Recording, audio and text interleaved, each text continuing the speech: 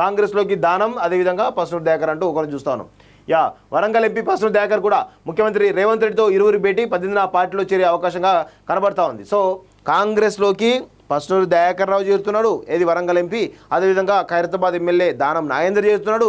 అదేవిధంగా జితేందర్ రెడ్డి కూడా చేరుతున్నాడు. జితేందర్ రెడ్డికి ఆల్రెడీ ఢిల్లీ అధికార ప్రతినిధి కన్ఫర్మ్ చేసినట్టు తెలుస్తూ ఉంది. సో మొత్తానికైతే వీళ్ళ ముగ్గురు ఈరోజు కాంగ్రెస్ కండువా కప్పుకోవడం కన్ఫర్మ్ అయిపోయినట్టే తెలుస్తోంది. మరి పసునూరు దయాకర్కు మరి వరంగల్ ఎంపీ టికెట్ మళ్ళా ఇచ్చేటువంటి అవకాశం లేదా అనేది కూడా కొంచెం డౌట్గా కనబడుతోంది. మరి ఆ హామీ మేరకే చేరుతున్నాడా అనేది కూడా ఒక చర్చకైతే దారిస్తున్నట్టయితే మనకైతే తెలుస్తోంది.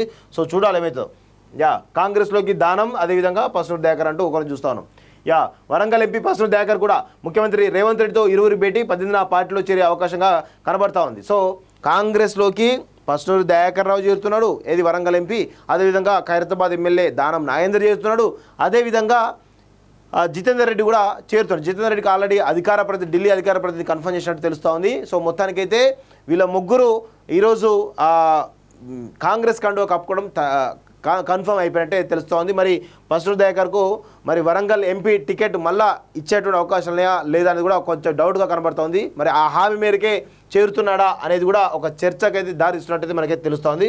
సో చూడాలి ఏమవుతుందో.